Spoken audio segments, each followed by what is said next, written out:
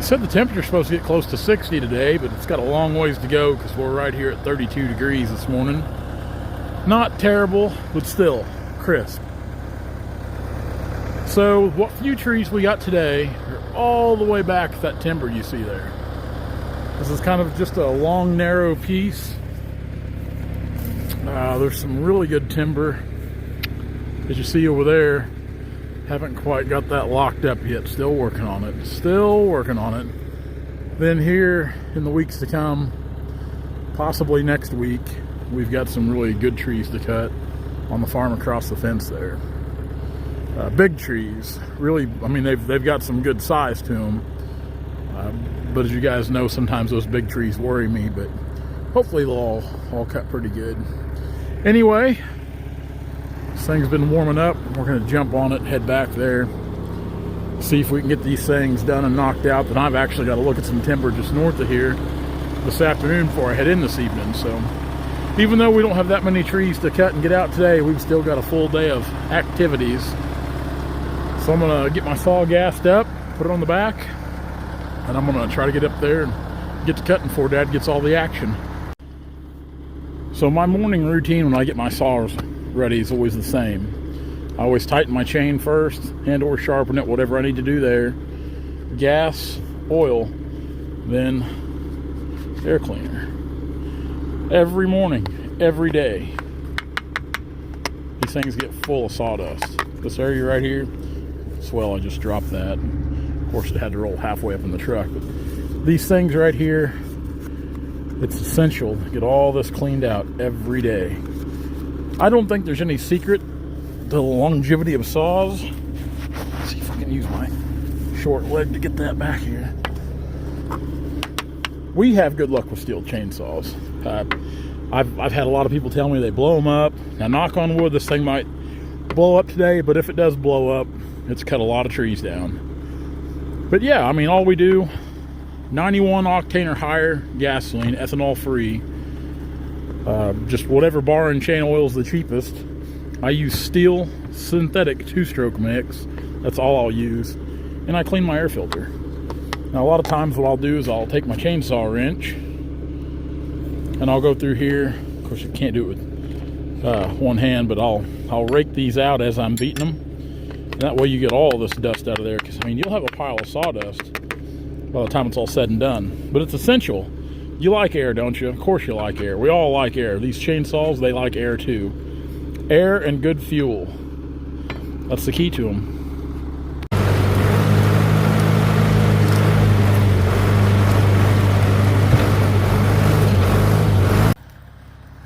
This is a pretty good sized chunk of wood here. There's a lot of footage in this dude.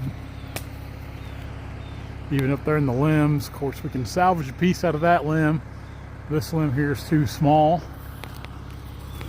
Big chunk of wood. It's kind of growing down here by itself. Got a few little bystanders around, but we'll bring it down. Dad's up working the log deck, getting them bucked up.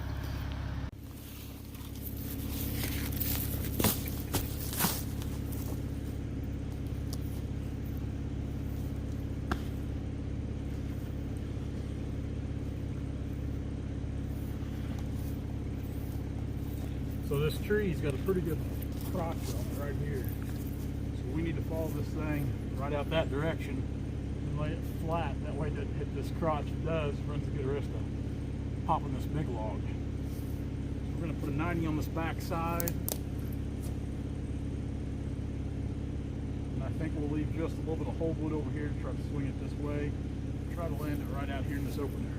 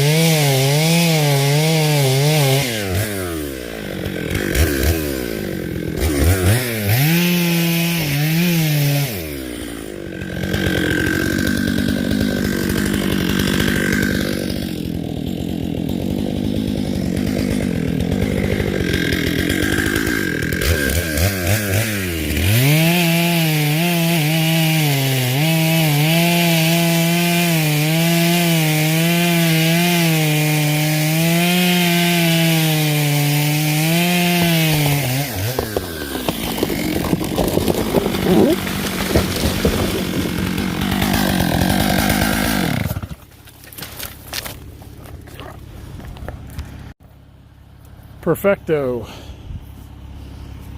I got into something there. I got a little low and got into the dirt because there towards the end, notice my saw was hardly cutting.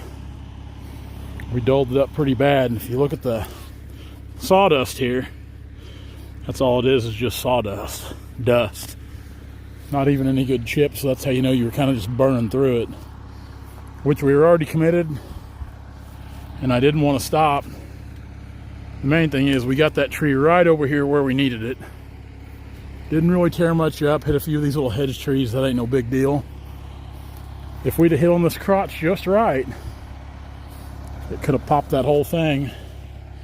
And even though it cut a little bad, I felt it get into that on that socket there.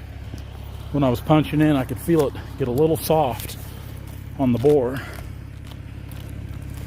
But still not too bad. As far as I'm concerned, we got to this tree just in time, because it wasn't going to get any better. Pretty good sized piece of wood, a lot of footage there. It'll take just as long to work it up as it will to cut it down. Never fails. That deer stand was up in this big walnut here. We took it down. We'll cut both of these little walnut here, then they can put their deer stand back in that big oak or one of these ashes, something. But we're taking these walnut down. This isn't good. That's not good at all.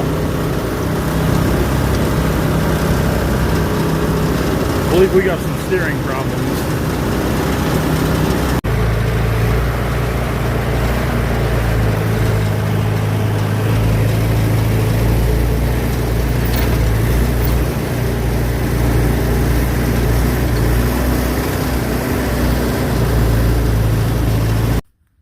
So as you guys know, I'm not a mechanic, but the best I can tell, you can kind of see oil. Of course, that thing's wet from that line blowing the other day, but it looks like where that gasket should be right there on that pump, I guess, valve. I guess that's what I'm looking at.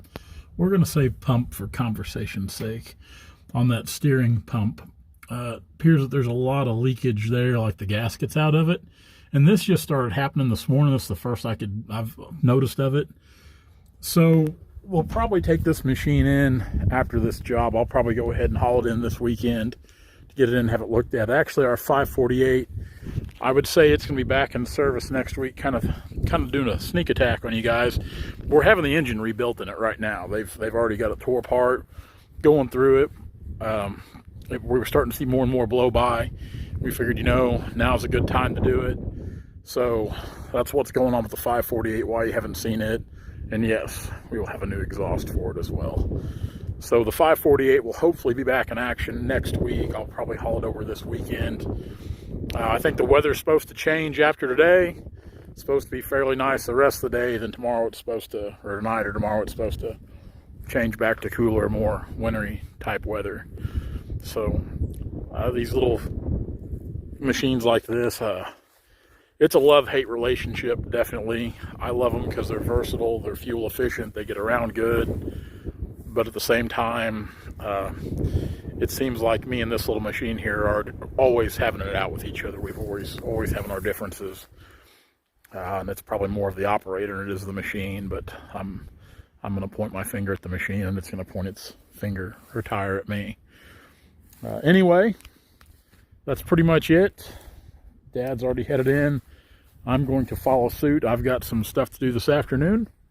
So, short video today. Wrapped up all this section of the farm over here. I think there was 9 trees total over here is what we cut. So, not a big bunch. We were going to cut a couple more, but they were right there on the line. Decided just to let them go, let them grow, get them the next round, because there's some good younger trees growing in there. So, it won't hurt to leave those for some stock. Anyway, guys, see ya. Hey guys, if you like what you see, be sure to like, comment, and subscribe to our channel for all of our latest videos.